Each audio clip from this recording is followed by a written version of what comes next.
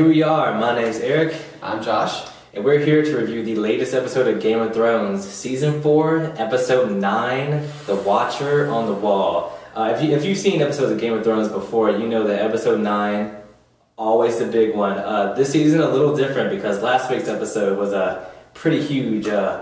Still kind of licking our wounds from the death of... That was rough. Prince Oberyn, man. Prince Oberyn. My favorite character in the books, also in the show. Ugh, he was won, too good. We should just say that he won that. He didn't win that if you saw it, though. His whole face and head... Anyway, we're going to talk about the newest episode. The wildlings finally attacked the wall. So Jon Snow and the rest of the Night's Watch had to go head-to-head. And we got about 45 to 50 minutes of just straight-up fighting. Yeah. It was a 2-season build-up. Yeah. It took a while to get here, and there was some good action. Right. There was a little bit of a build-up in the beginning. We got a couple scenes with Sam and Master Aemon talking about love. That was actually that was pretty good, I thought. Master Aemon. What was really funny about that though, he was like, when I fell in love, oh that girl, I could picture her right in front of me. I thought for a second that he was just gonna just jump on Sam and just start having his way. I was like, Master Aemon, not like this. You don't forget those girls. You know, you they're don't always questioning your love. Yes. And I was kind of worried he was getting some details about it, because I was actually watching this episode with my parents. Right. And I was telling them, like, I really don't want you watching this to me. Right. Knowing the history of Game of Thrones. Right. And so when Aemon was, like, getting in, talking about this girl, I was like, oh god, here it comes. You never know. Yeah, I know. So the first 15 minutes, we didn't quite get to the fighting yet, and the whole time I was at the edge of my seat, just saying, when are they gonna come? When are the wildlings gonna attack? And then finally, we get it. We get the biggest fire the North has ever seen. Mance Rayder, finally, his words ring true. We don't get to see Mance at all this episode, though. Yeah, I was surprised about that. I really wanted to see Mance Rayder fight, but I guess instead we did get Ygritte. We got Tormund Giantsbane. We got the Magnar Finn. And then we got some giants that attacked the wall too. Yeah. So it looked like the Night's Watch was done for. You have, on one side, you have the biggest fire the North has ever seen. We got the mammoth, the giants, all rushing the wall. And then we got the sneak attack from the back with Ygritte, Tormund, and the rest of them attacking. So the Night's Watch is getting boxed in. And they were freaking out too. They weren't prepared. No, they were attacked from the south. Yes. They were freaking out. But I thought the execution was really good. This episode was directed by Neil Marshall, who also gave us the Battle on Blackwater in Season 2, which I thought was fantastic. That episode was great. So this time around, the action was just as good. The Sir Alistair Thorne, I actually liked him. I liked him this episode. Why did you like him? Oh no, he had some really good inspirational speeches. He did. His speeches to rally the Night's Watch were fantastic. He actually told Jon that he was right. Yeah. He was like, you know what? We should have sealed the gate. You were absolutely correct. But he's that guy, he never admits he's wrong, even to the end. He would probably die. And he told him, when you second guess yourself, your leadership is done for. Yeah. So Sir Alistair Thorne actually had what I think might be the best one-on-one fight that we've had so far in the series, when he faced off against Tormund Giantsbane, who was one of the top leaders in the Wildlings. They had a one-on-one fight, and it looked like he got the better of Sir Alistair Thorne. He kind of rolled off the side, and he had some people take him away, but he got a nasty injury to the side, so he was unable to fight at that point. Yeah, and they kind of suggested that he had died from those wounds, but I don't think he's dead. No, I don't think so. What was really funny though, Jano Slint, the former captain of the City Watch or whatever, just cowardly ran away. Just ran away. I was worried for a second when he ran into the room with the girl. What's her name? Gilly. Yeah. Gilly. They're alone in the room and I don't know, what's gonna happen? Is he gonna try to take advantage of her? Yeah. I think that's just you just kind of think that because it's Game of Thrones. Yeah. Something like that might happen, but. Or I didn't know if they'd be found out and he pushes her into the villain or the wildlings. Yep, she seemed to be fine. But yeah, he was too scared. It was too scared. Yeah. I like it that when there was a scene earlier on where the wildlings are having a camp next to Castle Black, and you see a hooded figure in the back, kind of curl around the corner. That was actually Gilly trying to find her way through the Castle Black. And my dad couldn't catch that when he watched it. I told him later, and he was like, "Really?" I'm like, "Really?" Yeah. Yes, that was. But wasn't she spotted by what was the guy's name? Stir, one of the cannibals. I don't know. I thought like he looked at her and then she like walked away. Maybe he might. I don't know. I mean, if he saw her and let her go, that was probably a mistake. Yeah. But I don't know. Did you see the warg? The guy that was warging into the owl? Oh yeah. Yeah. There's a lot more of those guys than I thought there would be, but that was good. So Sir Alistair one-on-one fight, one of the best in the series. It was a pretty interesting fight, and you can see two different styles going against each other. Yeah, just what did he have, like a giant mace? Thormund did. I think he had a sword and a short sword. He didn't have an axe. No. That's the cannibals are one of these. Oh, he had like yeah. You're right. But it was still a really cool fight scene. They're pairing and going against each other. Just the camera was in like a awesome spot. It was just like a wide shot of them just going head to head, and they were in like a little tight corridor. Yeah. It was really well choreographed, and it wasn't like the typical like you swing like wildly. They were actually like doing legitimate moves against each other. It looked cool. And also, what's his name? Was it the Magnar? No, Alistair. Alistair, yeah. He had this really cool thing. He's like reaches around the post, tries to like whack at him. Remember that? He like swings around. Oh yeah, I actually do remember that. Yeah. It was kind of like. I mean, he's smart, and he ended up getting away. But unfortunately, like any kind of war, people have to die. So we lost a lot of John's good friends. Pip died. Caught an arrow to the neck from one of the wildlings. And then Grin. And Grin I think has been like a pretty solid leader so far. He's been around since season 1. I didn't want to see him go. I didn't want to see him go either, but he took 5 men with him and made sure that no one got through the gates that faced the biggest fire of the north. A giant ended up getting into it. Yeah, that was terrifying. And then one guy was just like, that guy was freaking out. Yeah. That guy was freaking out. But then his buddy came up and started inspiring everyone. Yeah, great. He was chanting their they were chanting the Night's Watch. Night's Watch, yes. Which I do not know, unfortunately, or else I would repeat it right now. But I thought what was really funny was the giants, when they were trying to get through the door, they had like the mammoth set up to pull it away. And the Night's Watch dropped like 3 barrels of oil, like lit it on fire, and the mammoth just like ran away. And this guy's like, "Oh no, I gotta get this mammoth." The one giant's like, "Not again, not again." Yeah, and then the one giant ends up opening the door by himself anyway. I'm like, maybe you should start with that next time you But they did start with the arrow. Yeah. Oh my gosh, that bow and arrow. Oh, so it's the little short guy, the normal human, trying to shoot an arrow over 300 feet up in the air. It's not really gonna work, right? It's kind of like shoot down. It hits like the middle of the wall, and then the giant comes up, loads an arrow, and it shoots so high it bursts one of the wooden like blockades that the wall makes. Then it hits a guy and shoots him over the wall. And you see him land on the outside where the wildlings just rush through the Castle Black gate. That was awesome. That was easily the best scene. Yeah. Through the entire episode.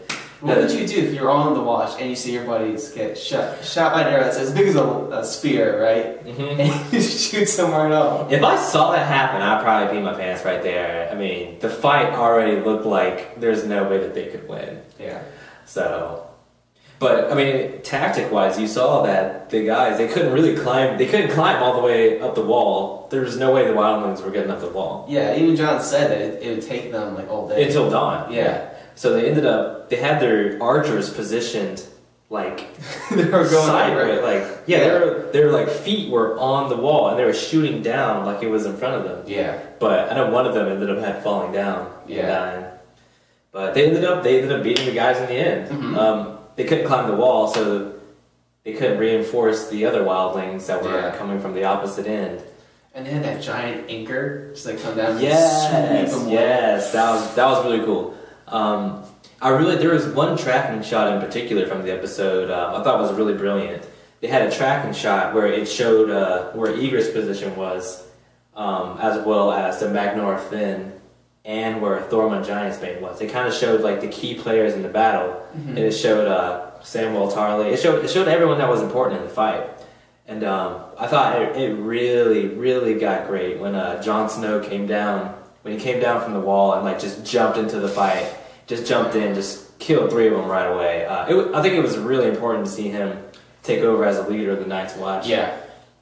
I mean, yeah, he broke his vows, but who didn't? Yeah, everyone broke their vows. It was known once he got there. See, but it's cool though because at the beginning of the episode, Samuel Tarly, he was talking about how it's like how you interpret the vows. Yeah. Sort of, where you can just, he was basically just trying to get away with being with Gilly. Yeah, he was just coming up with excuses. Like, you the women can't father each other. You just can't marry her or have children. Yeah.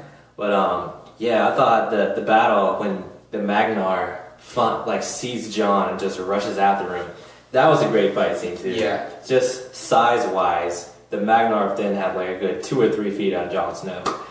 Didn't really think he was gonna make it out. He slammed his face on an anvil. I'm pretty sure like he might have lost some teeth from that. He might have. That was a hard hit. You know what I actually thought was gonna happen was I was just waiting for Ygritte to shoot the Magnar with an arrow, because earlier on she was like, if someone tries to take my kill, you're gonna get one of these arrows. I'm glad that she didn't though. They had a legitimate fight scene, and Jon just won by himself. Yeah, I guess that gave him a little bit more credibility. Because he's had that happen a couple times. Like when he was back at the fort over in the northern area. What was the name of the fort? Ooh, I can't remember what that place was. Oh, Craster's Keep? Craster's Keep. So he was at Craster's Keep, and he's fighting the guy with the 2 daggers, and he almost loses. Yeah, Carl. But then one of the girls comes and hits him in the back. Yep. And, I mean, that can happen every day, but sometimes you just want to see the hero be the hero and just be better than the other person. And Jon was better. I agree. He just had a hammer, right? Yeah, it's just like smash it right in. Right in the head, yeah. I love the fight scene between him too because there's like aggression on aggression. They're both really aggressive fighters. And it was really cool to see him just like swing the axe like back. Yeah, man, he was just whipping that thing around, wasn't he? It was nothing. Yeah, but then Ygritte, that was what did you think about that death scene? I was a little shocked. I didn't know if she was just gonna go away, if they're gonna be secret lovers like for the rest of the show, but no. The kid finally got the courage to go Oliver, yeah, he doesn't know. He's the kid whose parents got eaten by the Magnar, and I'm going to eat your dog. That was so funny to me. He's like, "Is that your mother? I'm going to eat your mother, and then I'm going to eat your papa." so funny. But yeah, the little kid ends up killing Ygritte, and he's like acting like it's a good thing, which to him he gives the nod, like I thought that scene was like a little over dramatic because she paused and got shot with an arrow, but then Jon Snow like cradles her for like 5 minutes. Yeah, there's a fight going on. And like the arrows just like whiz around his plot shield and just don't hit him. I don't know, but yeah, I'm sad to see Ygritte go. Their relationship was a really good, probably one of the highlights of season 3, I believe it was. So she's a well-liked character. Yeah. Because she's hilarious. She's like, tells it how it is. She tells it how it is, essentially. She's afraid of no one. And I love how she stood up to the Magnar when they were in the camp. Yeah, she's a small overall. Yeah. But she stands up to anyone. I'll kill you. He's just like mountain, like... Do you think the mountain could take out most of the wildling leaders? Yeah. He's in full armor, too. That's true. And his sword is as big as a person. Yeah. It's a 6-foot sword. He's just like swinging. Yeah, I'm not sure if anyone can beat the mountain one-on-one. No. And like even Oberyn. Okay, Oberyn could beat him, but he would have to not be a cocky MF who thinks that he can't be killed by anybody. He had to go all in. Oberyn. He achieved what he wanted to. It cost him greatly. He paid the iron price. You murdered her. Who made the order? And Ty was just like, it was me. Ty was just like, yup. Yeah. But I'll just deny it when I can. Yeah, they made that call real quick. Tyrion's guilty. Sentenced to death. Yeah. We're going to see what happens for next episode. Yeah, next episode is the finale. We're going to finally get to see what happens to Tyrion. But I think in the preview they showed like a little bit more of what's going to go on with Jon as he attempts to confront me. That was kind of stupid to me.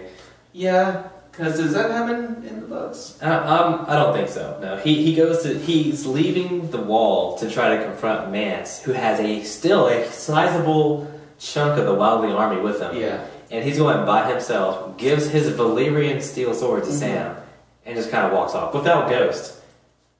And we got a reintroduction to Ghost, who just like... Oh, he just like rips the guy's throat out. Yeah, they just let Ghost just go wild on the Wildlings. No pun. Now, Mance does think that Jon's still working for them. But Mance does? Yeah. Because then when he left, remember?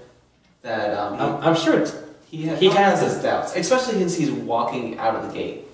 Like, how is he going to explain that? But are you saying that Mance doesn't know that he turned? Yeah. He has to know. He has Unless to. they send a message back. They didn't have time because they're too busy raiding. I mean, I'm probably pretty sure they all got together and were like, Jon Snow's the traitor. Alright, now we can go. He has to know. He's the leader. He has to know. I'm still... well, why did they even let him into their group? They should have known better. It was funny. Because he killed the other... Corwin Hatman. Yeah. It was a really cool guy. Corwin, yeah, he was cool. When they finally chained down Tormund Giantsbane, he's like, oh, I should have let you fall on the wall. He's like, yep, you should have. You should have let me fall. Which is correct, or else he wouldn't be captured right now. But he said like a badass, too. He said like a badass. Yeah. He's just big, just red beard. He was talking about he like made it with the bear earlier, I think. Oh. The bear story. That's a big part of him in the book. He's always talking about this bear that he like hooked up with or something. Yeah. But they talked about that, was it season 2 when we first met him? I think they because they mentioned that he was... was that? Oh yeah, he's legendary. Yeah. Whatever. BS. I'll call BS on that one. We all know it's not true, but it's a great story. So continue on. Yeah. See, knowing a lot of things that happened in the book, the differences were pretty obvious. Like Pip and Grin are still alive in the books, so I was slightly surprised to see them killed off. I was really happy though to see that Dolores Ed still survived because he's one of the most sarcastic and quippy characters in the series. His one-liners are always just on point. So funny every time, and I'm glad he's still there. And he got to lead the people on the wall, which was really cool, really cool. Like set them on fire, whatever.